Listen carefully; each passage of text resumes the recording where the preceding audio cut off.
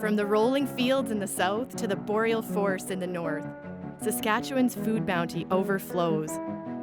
As an author and journalist, I've spent the last decade tasting the best the province has to offer and telling stories to help us reconnect with our food. I'll take you on a field-to-plate journey to discover our finest ingredients and the people behind it all. Because this isn't just my story, it's Saskatchewan's.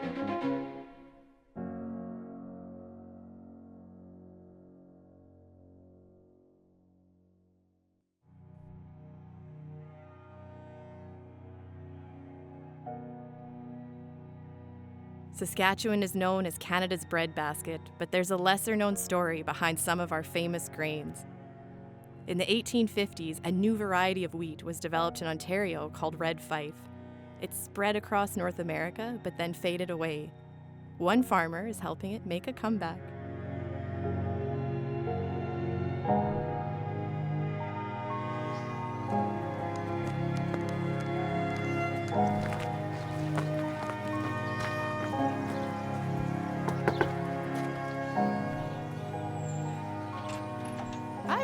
Jen. How are you? Good. Good to see you. Good to see you. How have you been? Good. My name is Mark Loisel. I'm one of the owner-operators of Loisel Organic Family Farm here at Vonda, and we've been farming this multi-generational farm since the early 1900s, and personally, myself, over 40 years, and doing organics for about 35, and red fife has been part of our life for the past 20 years now. It's an incredible story. My great-great-grandfather brought his whole family, along with a bunch of other families, on a CN train. They loaded everything on there, their livestock, their equipment, their tools to get started again, which is like incredible visual to think what that would have looked like. A train full of families, just moving. And they set up here.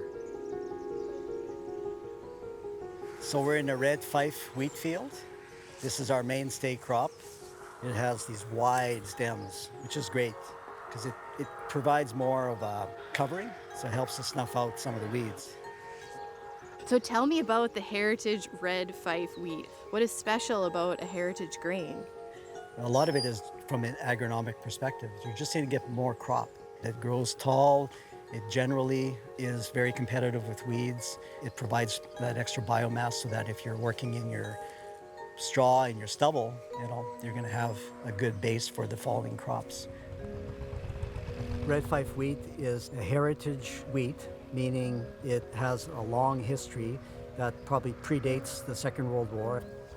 Red fife became the best yielding, the best bred wheat in Western Canada and in the States. And red fife is the grandmother of all these newer varieties that we're growing nowadays. It's kind of like if you do the genealogy, it's right at the beginning. Going to Italy in 2004, a whole group of school children came through to our booth that we had set up, and we had a big plate of red fife sourdough bread. And they wouldn't just pop it in their mouth, keep going like, hey, free food. They would take it, they would touch it, and then appreciate it. And then people were commenting, saying, this is some of the best bread I've ever eaten. Where can we buy this in Italy? I said, sorry, you're gonna have to come to Canada. It's like we're just starting with this thing, When you look back at the story, red fife wheat was so important for the West, and especially Saskatchewan. It's one of these foods that was on its way out. So we'll check out the bag storage here. Look at this old sea can. This is great. Yeah. The breadbasket was developed because of wheat that came in to the prairies that was able to survive the elements, the harsh winters, the short growing season and all that. Red fife fit the bill, and it was perfect. It's a wonderful grain, and so are other heritage grains, and I think more people should be doing it. I think it's a superior food, for one thing, and it grows very well on the land. It doesn't need extra inputs like other crops. Oh, look at that. Pretty good. All these small towns like Vonda used to have their bakery. You didn't have to go far. And it was local production. So it's like, hey, there's no reason we can't do that. It's part of the rural revitalization. So what does it mean to be farming organically and reviving these heritage grains and then sharing it with people? What does that mean for you? A lot of what happens in modern agriculture, it just loses its identity. Once it leaves your truck and it gets dumped in the elevator, it's gone. With us, we have this connection right to the end consumer, and we develop those relationships, and it just helps bring people back to their connections with the land and back to connections with their food and what, real food is, not just something that comes out of a container. You take a seed and you say, well, it's just a seed. It's like it's dead. Well, it's not. It's like a little embryo, and it actually has a part called the embryo and all this. It's a living thing. Just add water and poof, you got magic happening. A bit of soil helps too. We're doing what my ancestors would have done with the same grain, just in different ways, using the best of the past mixed with the best of what there is now, but still working hard and providing good, wholesome food. Mark and his wife Anita are growing organic red fife wheat at a time when it's regaining popularity. This hardy grain is known for its quality and flavor. They sell the wheat directly to consumers and to bakeries, where it's experiencing a revitalization.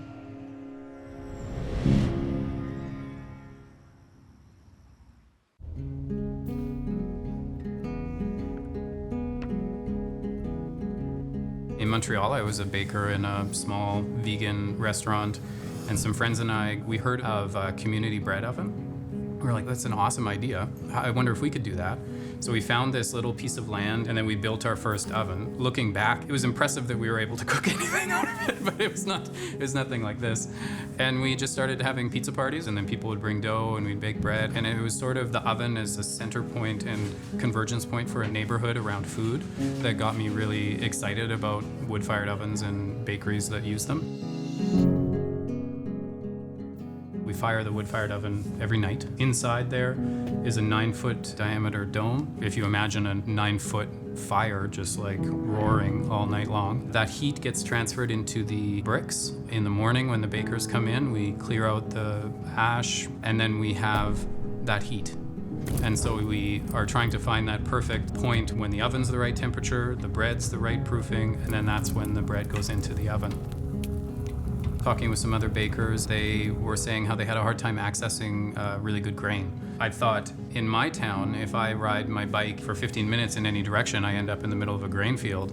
What a great thing to be able to access this wonderful grain that's grown in our area, and then sort of be the wood-fired oven hearth community connection point for food to keep that commodity that's usually shipped around the world here for people to eat.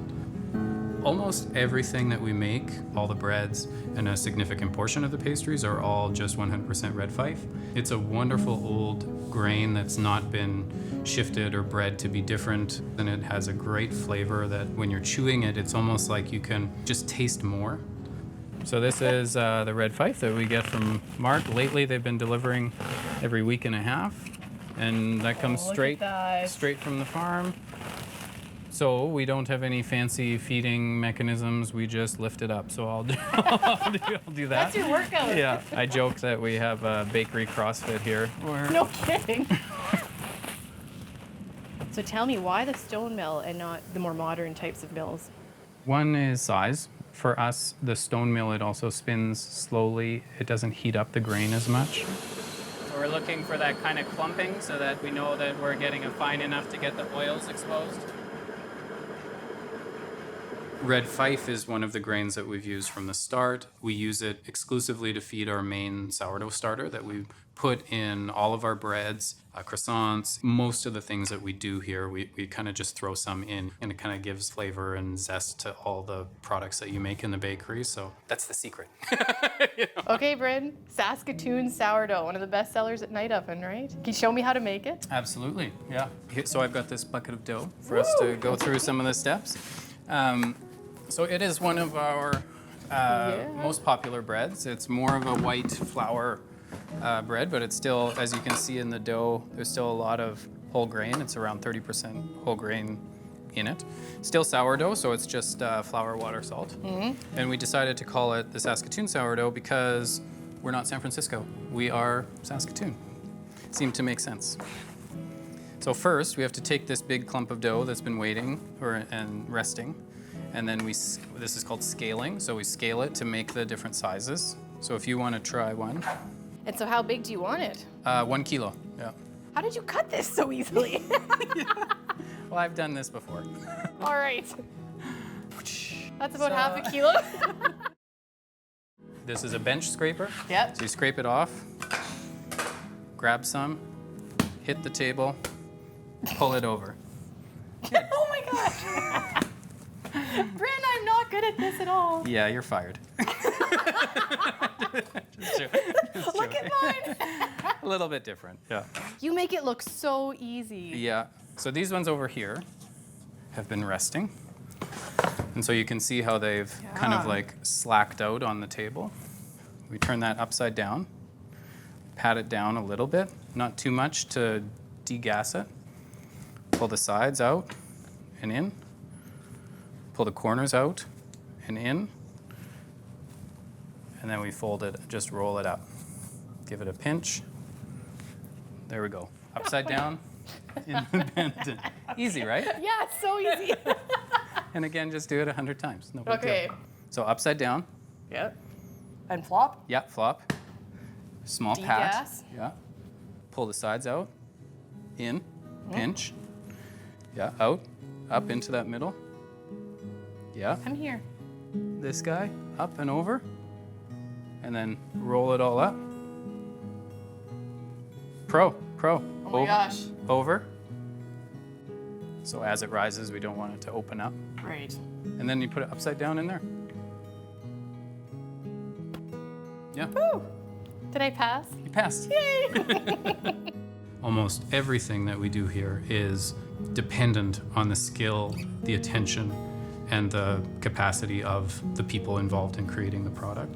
And what begins as just flour, water, salt really becomes something special as it heads out of the bakery and lands in different families, different couples, different people, individuals that enjoy it in whatever ways they do.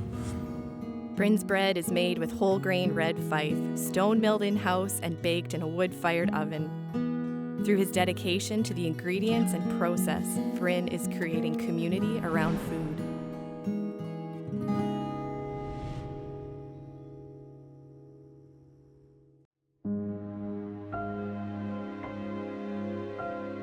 In Saskatchewan, we've got resources aplenty to grow grain.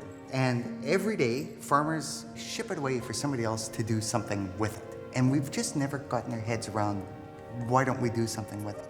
It sounds like a simple concept, but one of the key things about adding value is doing something that's so unique that you can't do it somewhere else. I am John Cote, and myself and my wife Barbara own this little facility called Black Fox Farm and Distillery. We've actually got something really cool going on in Saskatchewan. We're kind of in a semi-arid location, we're landlocked. So when the grains that we grow start ripening, they actually start metabolizing a little bit different and they create flavors. And that flavor is going to be distinct from a flavor of that exact same grain that's grown, let's say even in Ontario or farther south. And the Canadians came up with this great thing.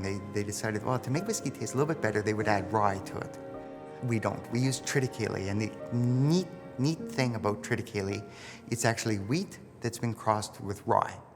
So this is how it happens. I'm going to give you Distilling 101 in a really short period of time. Yay. Take the grain, you grind the grain, and you change all the starches into sugars. And you can do that in a whole bunch of different ways. We use enzymes because it's very environmentally friendly and it does what we want. The sugars can be digested by yeast, and that creates carbon dioxide and alcohol.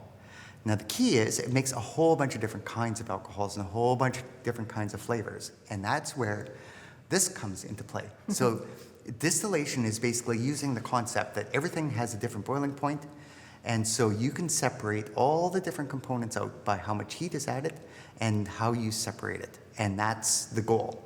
This is actually what comes off the still. This is whiskey. They're two completely different things. So if you smell it, and I would encourage you to do so. It's not very nice, but if you really smell it deeply, you'll smell that same smell will be in the whiskey, because it's the graininess, and you can smell it. At the end, you can get it. Yeah. And so this is why, a long time ago, they came up with these rules and saying, well, this is terrible, and if you put it in the wooden barrel, this happens to it. This is better quality than that. If you're going to call it whiskey, this is what you're going to do. And so we call it finishing. So the idea of finishing is putting it into the barrel and then adding those flavors and taking out the flavors that we don't like. So I want you to come with me, and I'm going to show you what we do with it now. At Black Fox, their whiskey has a unique flavor because it's made with triticale, a wheat-rye hybrid. It's also because they store their barrels outside year-round, which is almost unheard of elsewhere in the world. All right, so this is where we store the barrels. There's a lot of magic that goes on after the whiskey is made, and the magic is happening inside these barrels. So the inside of the barrel, like this is one of the staves, and it's charred on the inside. What's happening is the spirit is penetrating into the charcoal part, so it's taking things out of the whiskey. Once the whiskey goes beyond that, though, there's a toasted layer in behind, just that, that golden toasted, like a marshmallow kind of a thing. And that's where the whiskey's picking up a lot of its flavors. Here, this is what's special about storing the barrels here. As it warms up in the sun, it'll actually cause that wood to expand a little bit, so it becomes a little bit more porous. And it just drinks that whiskey in, and then at night or next week when it's cooler, it's going to push it out again. So it's actually causing that liquid to move back and forth across that barrier. So very, very important. And people started telling us, well, no, this is bad, John. Don't store your barrels outside because, they're going to leak and this is all bad. And I said, well, that's fine, but I don't have a building to put them in, so this is where they're going to stay for now. Lo and behold, as the whiskey got older and older, and it was 3 years old and then 4 years old, we were finding that we were actually having very, very good results with storing the barrels outside, because what's part of driving the process is the heating and cooling of the barrels. And it's causing this whiskey to become very unique, and it is absolutely nobody else in the world can say they do it like this, because it's just, you have to be here in order to produce this. So what we're going to do now is we're going to take a little bit of a sample, and I'll show you kind of what we're looking for. Yay! Because part of it is not every barrel is going to be really nice. And all this color is coming from the inside of the barrel. So this whiskey is made from triticale, so don't do anything with that quite yet. Okay. It's important that you get your body accustomed to it. All right. So I know it's still before lunch, but we're going to try this. All right? Yay! Are you with me? Yes. All right. So just a little bit. So you get a lot of flavor, but it's indistinct. do, It's just, yeah. it's kind of, there's lots. We want that really fine balance, something nice and soft and sweet and almost, we look at our favorite adjective is clean. That's what we're trying to achieve here. Is just, you want these really vibrant notes coming one after another. And the last thing you want is that peppery finish kind of in your throat. So that clean, is that also the approachable nature of Canadian whiskey? Absolutely, absolutely. From the field to the barrel to the glass, whiskey's journey at Black Fox takes 5 years until it can be enjoyed. It's a process worth the wait. This is Saskatchewan. This is who we are. And the other thing about something like this is sharing it with friends. And I think that's what's really special. Cheers! Cheers.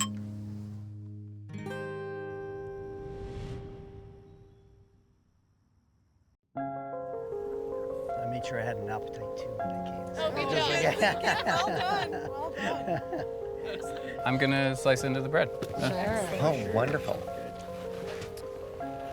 And so this loaf is red fife, 100% whole grain. And this is just flour, water, salt. So nothing. Nothing else. And and I don't think people have an appreciation for how much the grain affects the flavor. Oh, totally. Right? Yeah. And even within different wheat varieties, that there's these huge flavor differences. We make really great bread, but we can't do so without really great ingredients, There are certain places that recognize it, but not enough. No, I swear that people taste it. And it's like, they don't know, it's like some like imaginary something, but they like, the thing where they're like, oh, that was the best loaf of bread, or that was the best gin I've had. That's what they're talking about, is like somehow like a deep down acknowledgement of the... Well, this is absolutely wonderful Yes, bread. it's very good bread. This is, there's so much flavor in it. The texture is, Yeah. it's just perfect. When it comes to real taste, it's like, once you open your mind up to like, this is the way it's supposed to be, wow, this is great. Okay, I'm gonna go for more now. Yes, correct. Stay away from the big box store. Yeah. Go to your local farm, your local market, your local bakery, hey, distillery as well. It's like everything is right here. It's like, this is great. And it's all about connecting it back to the land and using these really neat ingredients and creating flavors and just enjoying making the art form of making a nice product. It's important as eaters too, when we're looking at what we're stocking our pantries or our fridges with, and it doesn't all have to be local, but if we can just be a bit mindful about our choices, and maybe there are things that we can go to our farm and get tomatoes, or just think about it a little bit more. And it's so unique to Saskatchewan, and that's what people don't think about, even other Canadians. Saskatchewan's always the province that, you drive through on your way to someone else. It's flat and boring. It's like, no, there's so much happening here, so many hidden gems and these incredible stories, and I think we need to promote ourselves more and stop being so humble, because we're amazing. And look at this connection right now. We've got the farmers that grew the grain, the baker that milled it, enjoying it with your spirits and your whiskey to come from this land as well. And it's all just tied together. And you're writing about it too. Yeah, so and I wrote about it, yeah. For posterity, for history's sake. All right, guys, I have something I want to share with you. We've made a triticale whiskey, this is about 5 years old. So I would just love if you would try it, because whiskey is made to be enjoyed with friends, because it's just a very nice experience. So anyway, to friends. Yes.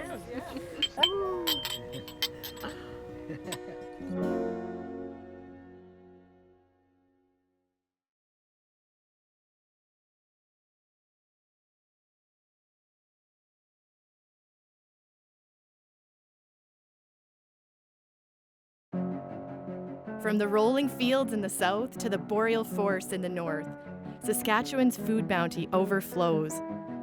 As an author and journalist, I've spent the last decade tasting the best the province has to offer and telling stories to help us reconnect with our food. I'll take you on a field-to-plate journey to discover our finest ingredients and the people behind it all.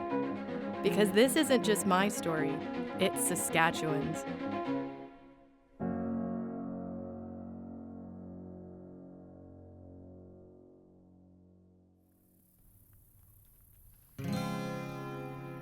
Lentils are renowned for their soil-building capacity. The high-protein pulse crop has been consumed throughout the world for thousands of years. Lentils were virtually unheard of in Saskatchewan before 1970. Today, the majority of Canada's lentils are grown here. They're delicious in stews and soups, yes, but Saskatchewan is famous for reimagining possibilities.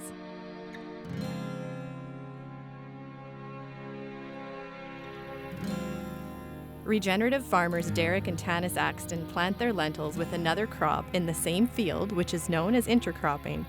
This method adds diversity, which equals healthier soil.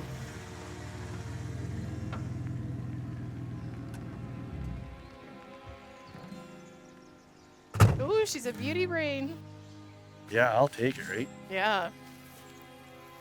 Okay, what do we got out here? Yeah, so this is Wow. our intercrop. And of all the intercrops we grow, this is the only one to date now that we grow in the same row, and we intentionally put them together because as the lentils mature and produce seed, the plant becomes heavier, and you'll notice, I know a lot of lentils, if you drive down the highway, you'll notice the lentils will be laying down or nearly laying down at harvest. But these will stay standing really, really well. Oh, it's so neat. Look how tall they are. And I remember having that conversation with friends of mine that we spray the fungicide because it just keeps them standing and it's better to harvest. Well, finally you start to ask yourself, why are we doing this? And with this, it allows us to be, maybe a little more profitable and, not have to rely on an input to do it. Like the flax is supporting them. Yeah, they definitely do that. This is totally old technology. I mean, if you go back, this is, corn, bean, squash, right back to Three Sisters. I'm not that smart. I'm just kind of take what somebody else figured out and, just made it work for us. In 2020, Axton Farms built a new food-grade cleaning facility which allows them to sell directly to consumers. Yeah, so this is our new grain cleaning facility. Wow. This is awesome, Derek. It's been a couple of years almost now from when we started building it to now, but I might as well show you where everything starts. Well, why don't I show you how we make our first separation with the vibratory separator. This is the place where the lentils and the flax come in the building, and this first machine does the big separation and does most of the work for the rest of the plant. The lentils carry on from here, farther down the line, and this is, what a typical lentil sample looks like. We use lentils like everything on our farm as a tool, right? And lentils, one of the things we do with them, not only is, obviously grow them for sale, but we use them to fuel our flax, right? And that's, the lentils and flax, they just work so well together. Lentils have so many benefits for the soil, but especially when they're planted with another crop like flax. What are some of those benefits that you've found? Intercropping has been sort of a game changer. And one of the things that we've noticed is that when we grow like a pulse, like a lentil or a pea on its own, we actually feel that we're taking a little bit of a step backwards as far as from a soil health perspective. And I think that might be sort of unusual for some people to hear. But when we put it with another crop like a flax or a mustard, it changes the dynamics in the soil, and we actually find that we're seeing, sort of a drastic improvement. And that opened my eyes to the whole idea of water infiltration, things that you can actually measure and things that you want to improve and can improve. And one of the, pillars of soil health is diversity. With the way we're sort of trying to restore our soil biology, intercropping just seems to be a supernatural fit. I mean, we get a completely different sort of biological community in the roots of two different plants, if you think about it. It's just doubling the diversity. And one of the benefits that we don't see is kind of the below ground relationship. And there's a fungal network that make both plants more efficient, and it can help share nutrients between them, nitrogen one way and micronutrients back, and they'll even share water. And that's where a lot of our efficiencies come from. It's something that we actually check on our farm. My wife Tanis has been trained to look at the roots. At a certain growth stage, we look at them and we check and make sure that we're getting good colonization in both plants. And it's mostly just to make sure that the practices we're doing are having us go the right direction. Generally, we're seeing improvement every year. When we started this facility, originally it was mostly in my mind just a big, fast intercrop separated machine. But the whole time it was going around in the back of my mind that this is food and we should be doing something about that. And it didn't take a whole lot of research on our part, and then not much time to think about the fact that we can do food grade. We need to do that, And so it was kind of a quick change of direction with a few things in here, and that's the direction we're going. And I guess maybe some things have happened in the world that have maybe sort of helped us change our focus, but there's some opportunity for us to sell food off this farm and in this province and in this area, and we just want to be a part of that. Growing lentils in an intercropping system contributes to soil diversity and nutrient-dense plants for food. And as the Axtons are proving, it's possible to grow wholesome food while also creating economic opportunities.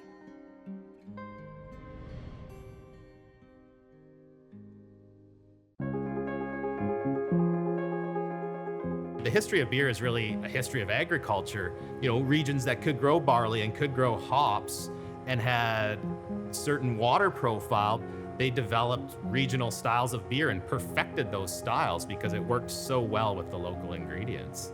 I just found that fascinating that that's how it was. There wasn't just beer.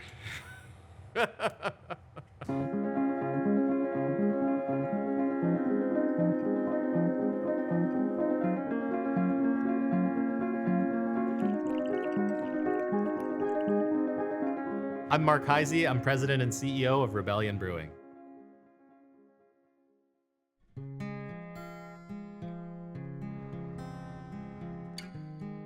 There's a lot that goes into how I got from brewing in the garage to running a brewery today, but not a whole lot has changed. We still make beer the same way that I did back at home, using the same traditional brewing methods, the same traditional ingredients, and it's just kind of snowballed from there. But at the end of the day, I don't feel like I'm doing anything a whole lot different than I was back then. Everyone always wants to know about lentil beer. They think it's super cool. I think it's cool. To go way, way back, my cousin Tyler, he just contacted me one day and said, "Hey, have you ever thought of making a beer with lentils?" And I said, "No, because that sounds terrible." I wouldn't say he got annoying, but it got to the point where I thought, I just need to make this a small test batch of lentil beer for him and for the folks that he works with to prove to him how terrible it is. And they all came down to try it, and myself too, trying it for the first time, and we all thought, oh, this is pretty good. Most of the lentils grown in the world are grown right here in southern Saskatchewan. So that immediately got me interested and excited, because I'm like, there's a real strong local angle here. And after a year of making it full time, we kind of just realized we're brewing this every week. And we make a lot of different beers. And at that point, none of our other beers we were making once a week. It's been our #1 selling beer ever since. They serve it at Saskatchewan Rough Rider football games. I mean, if you're from Saskatchewan, you have to love the Riders. I love the Riders, and I get to go there and drink a beer that I created. That definitely stands out as a highlight. So this is pretty cool, Mark. This is Rebellion's brewing room, right? Yeah, this is where we have thousands of liters of beer. Gonna turn into something real tasty real soon with all the happy, healthy yeast here. Nice. Your magic beer room. Yeah, it's a great place to come and hang out whenever I get the chance.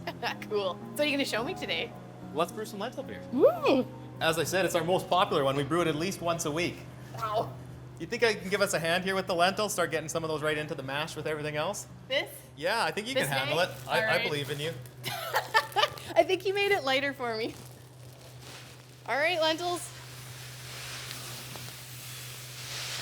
So how many bags go in? 3 bags go into every batch. It's gonna mix nicely with the barley. It takes about an hour for the enzymes and all the science to happen, and it converts all of that starch into a delicious sugar that will eventually turn into beer. So cool. When do I get to taste it? It's gonna take about 2 weeks to drink this batch, but I think we have a few other ones that we could probably drink today. Okay, sweet. Okay, Mark. So you just taught me how to make this lentil beer. Now I get to try it. Pretty exciting. Yes, that's great. Fantastic. Let's have a sip. Oh, wow. That's really good. Absolutely. Those are those King Red lentils that we put in there. Obviously, a lot of Saskatchewan barley as well. It's just a nice, easy drinking beer. It's nice and smooth. It's got a hint of sweetness, but not too sweet. It tastes like Saskatchewan. It's got all the Saskatchewan things.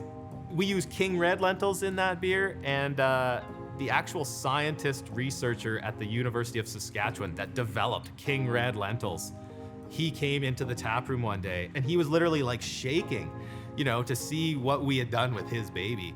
I mean, I get goosebumps right now because I just remember, that's a pretty special thing. And that's the real beauty of Saskatchewan, is that we are small enough that you get to know all of these people. I met the person that literally created that lentil and we got to share a lentil beer together. Tell me a bit about the history of beer in Saskatchewan and how we came to be at the point we're at now. And we have craft breweries all over the province. What we kind of call modern craft beer in Saskatchewan really got going all the way back about 30 years ago when brew pubs were finally allowed in the province. Within the last 7 or 8 years, folks like ourselves and other breweries have popped up. And it seemed like the general public was ready for what we were offering. And there's just been such a momentum. The amount of craft beer enjoyed in this province has doubled in the last 5 years, and we feel pretty strongly we can double that again in another 5 years. A lot of people talk the talk, but don't necessarily walk the walk. But you do, and you do it in an authentic and humble, beautiful way. But I'd love to know from your perspective, like that community building aspect, why is that important to you? What does it mean to you? I'm very lucky and very fortunate to do the things that I do. And so you start to think about, okay, how can I be more meaningful and impactful beyond just running a successful business? I love the values of Saskatchewan. The one thing that I don't necessarily love in terms of marketing is that we're not good at bragging. We say, well, we're just from Saskatchewan. No, we're from Saskatchewan, and we do really great stuff. We should really celebrate that. Yeah, well, taking care of one another, supporting each other, that's the Saskatchewan spirit. So cheers. Thanks for having me in today. Saskatchewan's craft beer production has doubled in the last 5 years, and creating unique beers with locally grown ingredients like King Red lentils is how Rebellion celebrates what's possible here.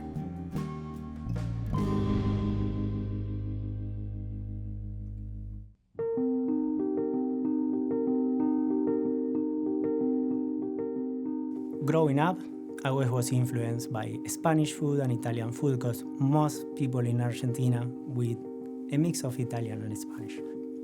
When I make something, I base always in what is like my mom's flavor. You can make many kind of stew, but for me it's like, no, this is like my mom's flavor. It's the same that happened when I make empanadas. It's something that I learned from my mom because it's like she did it so many times that I'm still trying to recreate that. I'm Chef Ricardo Rodriguez from the Creek in Cathedral Bistro, Regina. I grew up in Buenos Aires. There is a lot of culture.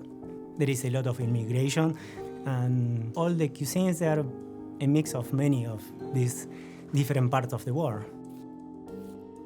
One of the awesome things about our restaurant is that we make everything from scratch. So whether it be your aiolis, we make our soups from scratch. The chefs just recently started making cheeses in-house. So it's something that a lot of places in Regina don't do, and I think that really sets us apart from other places. And with lentils, it's something that's just become a Saskatchewan staple.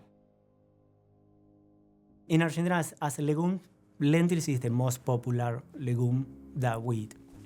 It's hearty. We eat a lot in the winter. I like to make it like stewed lentils, and always those flavors become like naturally. This is pretty exciting. In the kitchen with Chef Ricardo. What are we making today? We're gonna be making empanadas, Argentinian empanadas, and we're gonna be using the lentils, of course, and a little bit of Patagonian mushrooms from Argentina, some cheddar, and a queso, or like a homemade cheese that we made at the restaurant. So this is gonna get mixed, so we're cutting it just to mix it a little bit after. You would like to try one piece? Just try it. Yes, of course I would. Thank you, Chef. This is a big piece. And we have a little bit of truffle to give you like a little nice flavor in the fresh cheese. That is delicious. If you like to grab some of the Patagonian mushrooms, and we're gonna chop it up and we're gonna mix it a little bit. Great.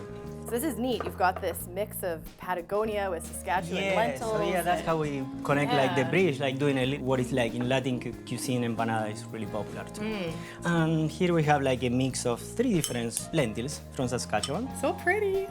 Some different styles. Some ones might be crispy, some ones will be a little bit soft. So it's really nice that we can combine some of these lentils. Now we're gonna pass to, actually here we have like, we make what we call it empanada dish. Wonderful, because you make everything from scratch in this kitchen, right? Yes, yes. We always like, that's I think how you get the best final product. Put just a little bit of water on the rim. A little bit of the water glue. I help you out a little bit with yours. Oh, thank you, Chef. Help me out a little. A scoop of the mix, not too big. Not too big. Yeah, Okay. that's great. And now we're gonna try to fold the first closest. So first you close the center, so you know that is kind of fair, tightly. And from the center you keep going all around. Ooh. Like a little pocket. I don't know if mine's gonna look as pretty as yours. It will, it will. That's great. And then you can flip it the other way. And we put it like a little bit up, and we're gonna glue, showing the back. Yes. Ah, okay. A And little we shine the flip. back. That's good. Yeah, a little flip. So we have like a little rim. And this is empanada is ready to bake for tonight. Oh, they're so pretty. I can't wait to try these. Yeah. Saskatchewan is a big province, and from north to south, it's so diverse that it gives us the opportunity to grow many things. When I became a chef, I explored Patagonia, I lived there, and I fell in love with this place because you have a little bit of everything. You have the ocean and the mountain. And slowly, as a young chef, I started exploring with things that I found. By the time that I came to Saskatchewan, I noticed the similarities that there is between Patagonia and Canada. Some of the vegetables that can grow there are very similar. There is so many similarities in the north of Saskatchewan with the south of Patagonia. I felt like, oh, this is home, and I can create things that are maybe based on what I learned in Patagonia, but they're here in Saskatchewan now. And I found like more and more, I keep finding more in love with the province, with all Saskatchewan. I think like the universe bring me here for something, and I feel like this is a really good place to start exploring and growing your own. We need their own identity in the Saskatchewan cuisine, and it's fabulous. It's fabulous. Ricardo's creativity is fueled by quality Saskatchewan ingredients like lentils. Partnerships between restaurateur Jasmine and the farm suppliers make his dishes and the bistro's customer experience that much richer.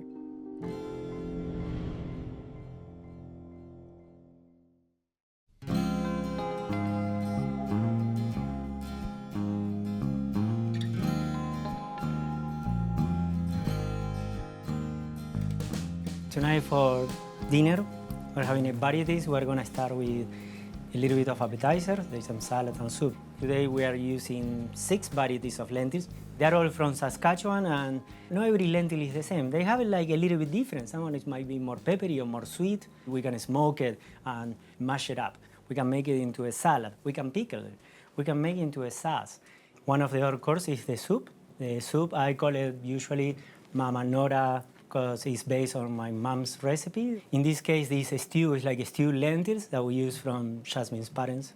I love the way that we can use the lentils in so many ways. Well, thanks for explaining everything, Ricardo. This looks amazing. And thank you, everyone, for coming. And let's dig in. I like this plan.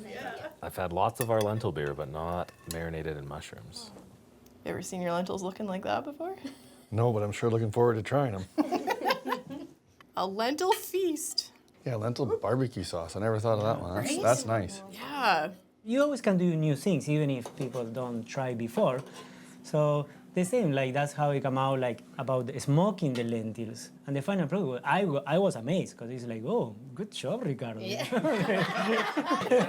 And I think for you too, it makes it a lot more fun and creative. When you're cooking with local products and farm to table things, it's a lot more exciting too. Yeah, collaboration is really important, because in this case, we have you guys bringing the lentils, Jasmine growing the vegetables, Mark bringing the beer, and then we cook with this beer, and I put it together with the help of Shen, of course. Oh yeah, yeah, I did a lot. So what I would love to see, like moving forward in Saskatchewan, is more of these partnerships with chefs and farmers, food artisans, like makers in the middle, and put it all together. You know, you put a lot of work into what you grow, and you're excited to watch it grow and harvest it, to see it full circle and on the table in so many beautiful ways. Yeah, it's exciting. Yeah, there's something special about, about this and seeing our product, on the table in front of us, because it's something we never ever experience. It's usually tail lights, right? Knowing the story and knowing the farmers and knowing the chefs and the brewers, it's just really cool. This is pretty special. Probably a major thing with lentils in general is you need to experiment with it and learn to cook it, and you don't know that you can make all these amazing things with it until you experiment. And yeah, once you know how versatile they are, there's so much that you can do with them. And I think when you know where it came from, you do appreciate it more, because you know the work that was put into every stage in every ingredient. And I think like many years ago, people were like, oh, I never tried, I don't know about that. But now, these days, it's like people come because they know that they're gonna find something new, something different. And for me, it gives me that freedom of keep growing and keep experimenting. It just feels like we're kind of coming of age, if that makes sense, in Saskatchewan with the culinary experiences and all of that. So very, very, very lucky to be here at this point in time. So true. Yeah, celebrating and appreciating all that we have here. There is no better way through food. I think celebrating through a good meal, a good drink is like friends, good wine, good like beer. family style.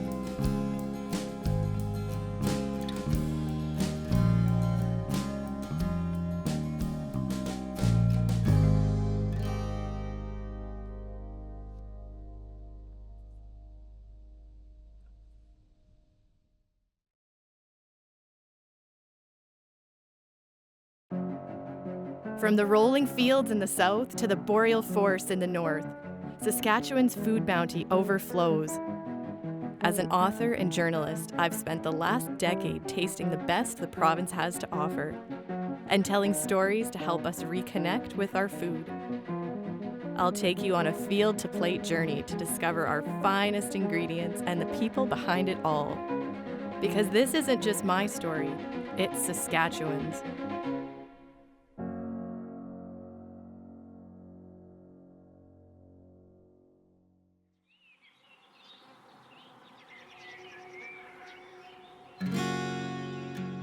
Ota Pamehoan means nourishment in Cree. For the indigenous people that live here, the land has always been a source of nourishment. Through foraging and hunting, traditional foods are crucial in ensuring health and play a pivotal role in ceremonies.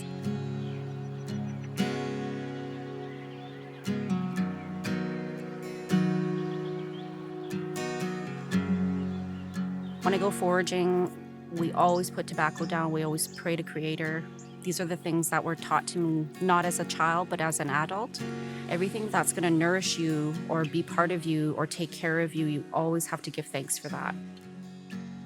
Over the years, I've gained that knowledge, not from books, not from TV, like just going on the land with my elders and my family. My uncle spoke to me one time about our blood memory, and there's memories in our DNA. When he spoke to me about that, I was floored because I never heard anybody talk about things like that before, but I knew somewhere in me that knowledge is there, and it makes sense. When you eat something, it becomes part of your body. That knowledge that I have and that I gained, I try to share that with others. That's so important for me to do. The Opimihaw Valley, located just outside Saskatoon, has been a gathering place for Indigenous people for thousands of years. I grew up along this valley and wanted to learn more about the treasures the land holds. Well, for me, I've been berry picking since I've been a kid. Mom's taking me out everywhere. We spend all summer foraging for whatever we can. To me, it's a connection to the land, of course, and to my culture and to the history. We know that that's our special time. Gabby has been foraging with me since she's been about 3. Being a single mom is tough at times, so she would always come with me. I don't want to put Gabby in a daycare center while I'm having fun. That doesn't happen. She comes with me everywhere. That's important. Food security happens at home. It happens with children at a very young age. I knew what food security was when I had to go out and weed every single row of our 2 gardens and make a salad after. So that, to me, there's nothing that tastes better than a fresh carrot out of the ground. And I want Gabby to know what that is as well. I grew up very close to this valley, the Opimihaw Valley that flows, this creek flows into Wanuskewin, and it starts on my mom and stepdad's land. But I don't know what's in my backyard. I know about Saskatoon berries, but I would love it if you can teach me more and show me how we forage respectfully and everything else. So the elders always teach us to offer tobacco whenever we harvest anything. And that's to give thanks to Creator for the bountiful that we pick. And today I bought some tobacco. So right hand. Okay. So always in the right hand. We give thanks to Creator. So we hold it up and say, thank you, Creator. Thank you, Creator. Thank you, God. Thank you, God. For the Saskatoons and for the medicine and for the plants. Thank you for everything. Thank you, Creator. Thank you, Creator. So now we put the tobacco by the plant. So ever since I was a kid, even younger than Gabby, we would go and pick, and pails and pails. I'm not talking about a little saunter down the road. We're talking days and days of picking berries. It's our food security. We fill up our freezers in the summer with all of our berries that we love. Ready? Taste one. That's actually delicious. It is delicious. Do you ever eat more than you pick? Yeah, kind of. Picking them is so peaceful, and it's a way to just connect and be still. You lose yourself. And I eat them. And you eat them. Yes. And you get skeeter bites. And how beautiful that you can share with your daughter what you shared with your mom and your grandma and other family members. Yeah, it's a whole process. Heart disease, cardiovascular disease, high blood pressure, diabetes, all these things, they're killing the First Nations people because they're not getting the proper nutrition that they need. The price of a milk here in Saskatoon area is about $4 for a 4-liter. In the north, it's about $25 for a non-subsidized community. People who are already living on reserve, who do not have access to a car, who can go to Prince Albert to go get groceries, they're already marginalized. They're already poor. And so you're charging 3 or 4 times extra for the food that they need. What are you doing to the people? You're starving them. That's scary. That's really scary. And it made me realize, we're not doing enough for the First Nation communities up north. It's important to start to think in ways that are beneficial for a community to sustain themselves. And I hope that, again, that First Nations and all people will start to realize the importance of the food. The food is so important. Along with ensuring food security for her family, gathering and eating traditional foods like Saskatoon berries is how Diana connects to the wisdom passed down from her ancestors.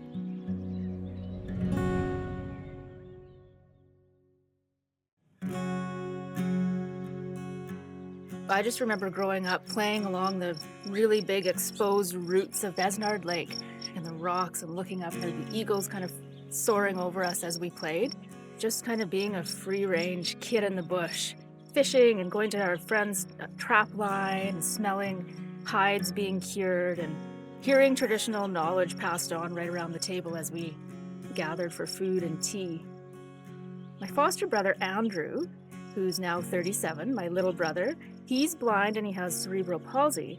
So a huge part of the way I interact with food and people came from hanging out with him as a kid. When you're blind, especially a blind little toddler, if you put a piece of lettuce in your mouth, it's really not that appealing. I remember trying to get him to eat peas once and saying, okay, they're just little circles. They kind of feel like plastic, but when you chew them, they'll pop in your mouth. So I think that initial draw to food as more of a creative outlet, I have to thank my sweet little brother Andrew for that. I knew Diana and Jenny were both involved in Saskatchewan's Indigenous culinary scene, and through writing my book, discovered the two had never met. We decided it was time to gather together in the valley and celebrate traditional food. Hello, Jenny. Hi. Good, how are you? Awesome. Want you to meet Diana Bird. And Hi, this is Diana. Jenny. Hi, Jenny. Nice to meet you. Nice to meet you. Finally. Yes. So excited to cook with you. Yes.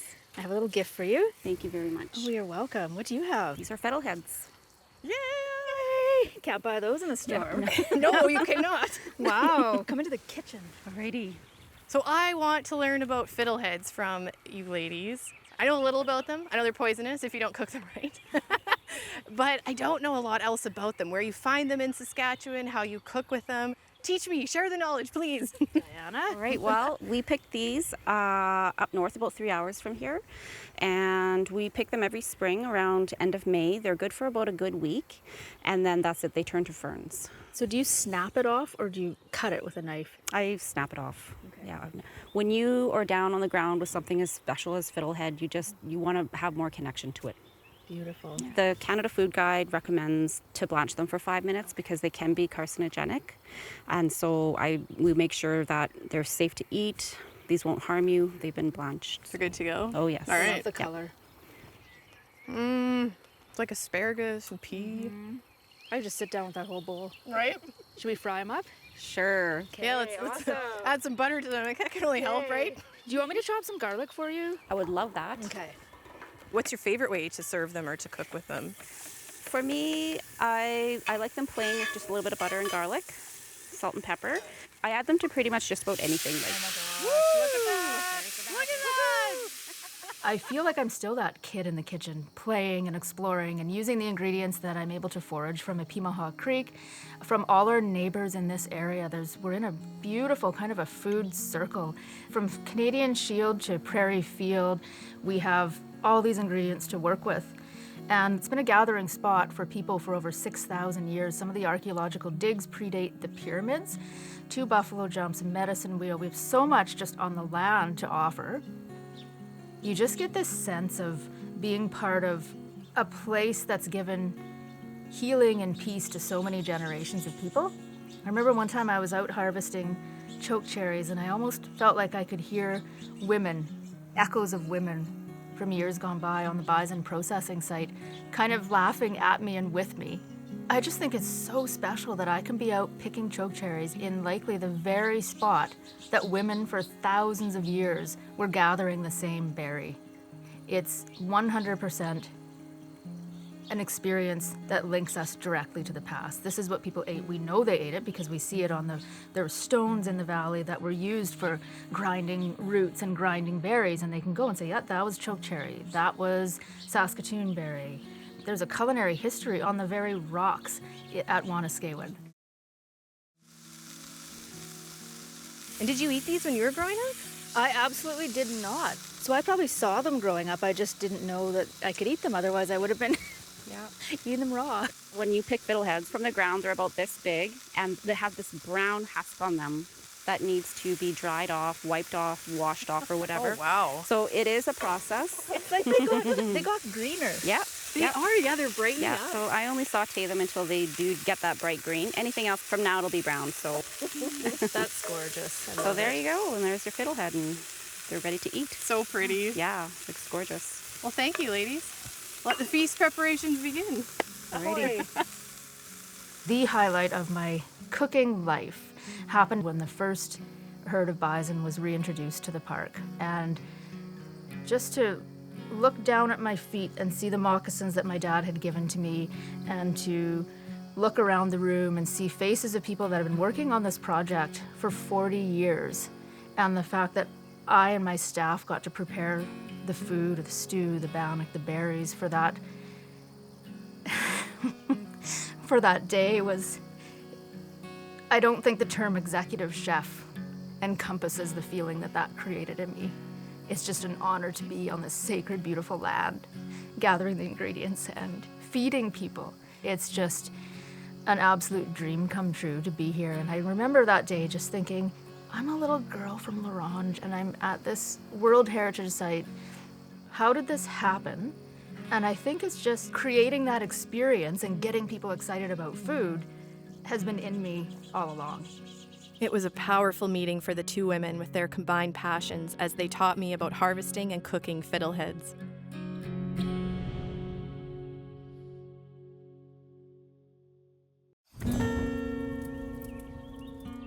The key piece of information regarding food that I've learned from the elders is don't take more than you need. That's whether you're at table, whether you're harvesting. Be very, very respectful with the ingredients. These foods are healthy, they're nutritious, and when you catch a fish or pick a fiddlehead, that's your food. Be proud of that. After learning about some of the traditional foods, we invited Elder Judy Pelly and singer Teedley Linklater to share wisdom from their experiences and a meal in the Opimihaw Valley. I'd just like to thank everyone for inviting me to be on this land and sharing the nice food, and just really grateful to be here. When somebody approached me to be a part of this, I didn't refuse, because I think that was my journey to be here for whoever needs me, whether, for whatever reason. I just really want to see how grateful I am for having met you. And I'm looking forward to our meal, our traditional meal, and these wonderful ladies. Using the forage, Saskatoon berries, fiddleheads, and other ingredients, Jenny and Diana prepare the dishes for our shared dinner. Today I made you a fiddlehead spanakopita. It's in phyllo dough, and there's a little bit of cottage cheese in there. The second one is a moose meat samosa. It's not spicy, but it's so yummy. And then when Diana told me what she was making, I was drooling, of course, and thinking, okay, what am I going to do Foaming here? at the mouth. Foaming at the mouth. So this is a Saskatoon berry chutney, and then your little sticks there are pickled beet stems, and I used wild juniper in it. So you'll taste a little bit of that. Enjoy, ladies. Yay, what do I tack first? What to try first? Maybe a beet? Oh, this is so delicious. See, if Mother Earth had a taste, that's how she'd be, like beets. Earthy, yeah, I think so. Earthy and Judy, moose meat for you, is that something you grew up eating, or is it something you? It was a staple. Yeah, yeah. But we grew up with all wild meat. If it was rabbits and ducks. And Yeah, a lot of what Judy grew up on is what I grew up on as well. When the hunters went out in the fall, all of us women would always help. Our payment was taking home some moose meat, right? So the family would provide for 60, 70, 80 families. So it's important for us. It's a way of life, and You know where it came from. yes. everything was used in the animal, eh? Yeah. Yeah, we've talked about that. What you're doing at Wanuskewin and introducing people to some of these foods that they may never have tried before, and foraging some of the things from the land, and this conduit to coming back home to traditional foods, really. Alrighty, so we're in for more treats. You are in for more treats. More treats. Or, What do we have? What did you make? The trout comes from up north. We stuffed that with some fresh herbs that I have from the garden. I brought some fiddleheads for everybody to try. It's just fried up with a little bit of butter and garlic. And then the little soup or puree is nettle, right from underneath the buffalo jump out at Wanuskewin. I used a bison dry meat, so I rehydrated it and then used the liquid as the broth. And just a little bit of garlic and fresh sage that Diana brought from her garden. And then the little swirly is choke cherries that I picked out at Wanuskewin yesterday, and I just cooked them down with a little bit of maple syrup from a First Nation in Quebec.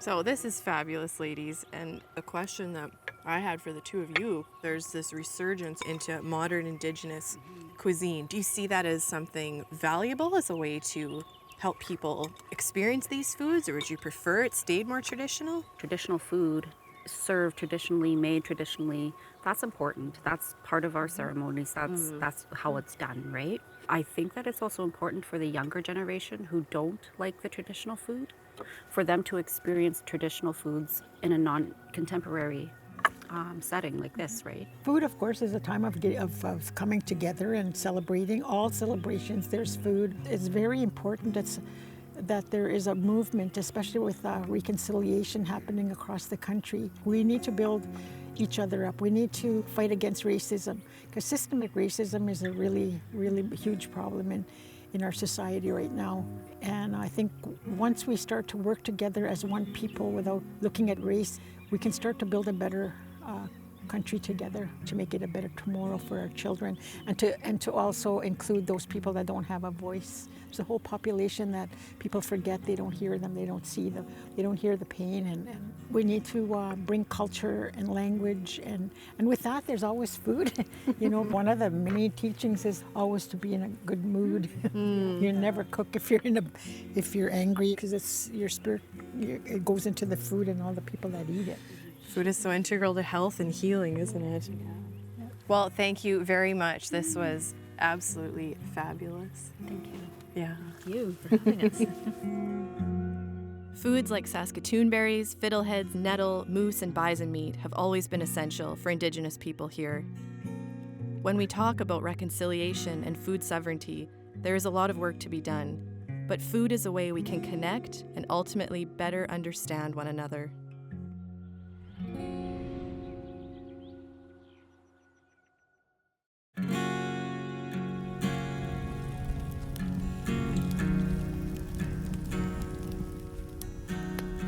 I'm going to sing a Woman's Honor song for everybody. I really enjoyed my evening with everybody today. It's kind of a big treat, and I'm kind of an introvert, so it's really a bigger treat to have everybody. I just like to say this song was given to my mom by the spirits. She was having a hard time, and she kept hearing this song over and over in her head till finally she had the courage enough to sing it for everybody. It's in Cree Nehiyawit language, and it's like Pasiku Square Walk. It means women rise, get up, get your voice. So the song is for all the women, my daughters and our ancestors and our generations to come. So that's a song I chose to sing to everybody.